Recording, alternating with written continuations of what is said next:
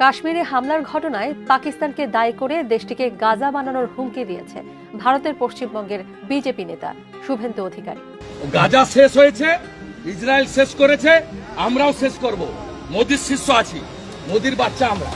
26-এর বদলে 260টা মুন্ডু চাই। আমরা চাই গাজার মতো পাকিস্তানকে ধূলিসাৎ করে দিই। কাশ্মীরে 26 জন নিরীহ মানুষের মৃত্যুতে শোকাহত হওয়ার বদলে পশ্চিমবঙ্গের বিজেপি নেতা ভণ্ড শুভেন্দু অধিকারী বরং ঘৃণার আগুন ধরাতে শুরু করেছে। সে প্রকাশ্যে দাঁড়িয়ে যা বলল তা শুধু লজ্জাজনক নয়, মানবতার মুখে যেন কষে থাপ্পড়।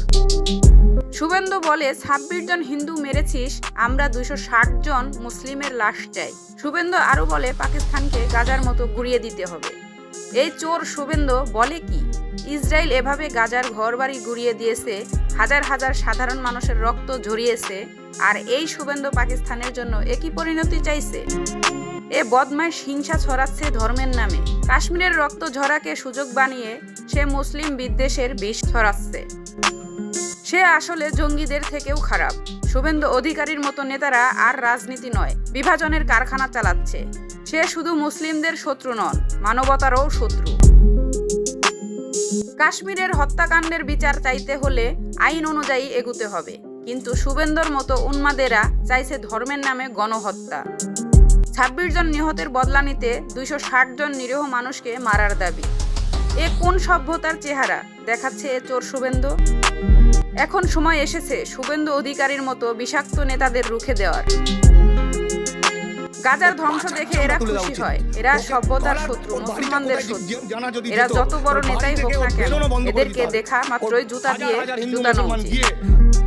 এদের মতো হারামিদের কোনো ধর্ম নেই, কোনো নীতি নেই, কোনো মনুষ্যত্ব নেই। শুভেন্দু অধিকারী নামক এই বিষধর সাপ দেশকে টুকরো করতে উঠে পড়ে লেগেছে। কাশ্মীরের রক্ত ঝরা নিয়ে এরা ভোটের বাজার গরম করতে চাইছে। শহীদদের রক্তের উপর এরা নিজেদের রাজনৈতিক রুটি সেঁকতে চাইছে। শুভেন্দু অধিকারীর মুখে যতবার ধর্মের কথা শুনি, মনে হয় যেন বিষধর সাপ ফোঁস করছে। ওর মতো হারামিরা যতক্ষণ মাটিতে বেঁচে থাকবে, ততক্ষণ দেশের শান্তি আসবে না। 26 জন শহীদ হিন্দুর রক্ত নিয়ে যারা 260 জন মুসলিমদের লাশ চাইছে, তারা মানুষ না, তারা খুনি, তারা হিংসার ফেরিওয়ালা। কাশ্মীরে যারা হামলা করেছে তারা জঙ্গি, আর এখানে দাঁড়িয়ে যারা ধর্মের নামে মানুষ মারার ডাক দিচ্ছে তারাও জঙ্গি।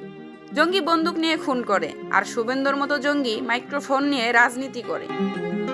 আজ শুভেন্দু অধিকারীর বিষাক্ত নেতাদের যদি রাস্তায় ঘুরে বেড়ায়, তাহলে বুঝতে হবে দেশের সত্যিকারের শত্রু এখানেই আছে।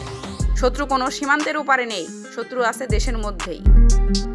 শত্রু আছে শুভেন্দুর মতো রাজনীতির দালালদের চেহারায়। এদের দেখে সম্মান দেখানোর কিছু নেই, লজ্জা পাওয়ারও কিছু নেই। এদের দেখলেই রাগে ঘৃণায় জুতো খুলে পেটাতে হবে। শুভেন্দু অধিকারী আজ দাঁড়িয়ে গণহত্যার ডাক দিয়েছে, কাল সে আরো বড় অশান্তি ছড়াবে। আজ সে মুসলিমদের বিরুদ্ধে কথা বলছে, কাল সে অন্য ধর্মের কোনো জাতির বিরুদ্ধে বলবে। কারণ এদের ব্যবসা হলো হিংসার আগুন জ্বালিয়ে নিজের ক্ষমতার হাড়ি চাপানো। এদের কোনো ধর্ম নেই, এরা হিন্দুর বন্ধু নয়, মুসলিমদের তো নয়ই। এরা কেবল নিজেদের প্রভু দাসত্ব করে। এদের ঈশ্বর হলো ক্ষমতার আর টাকা। ভিউয়ার্স, এই শুভেন্দুকে কি করা উচিত অবশ্যই আপনাদের মতামত কমেন্ট করে জানাতে ভুলবেন না। আল্লাহ হাফেজ।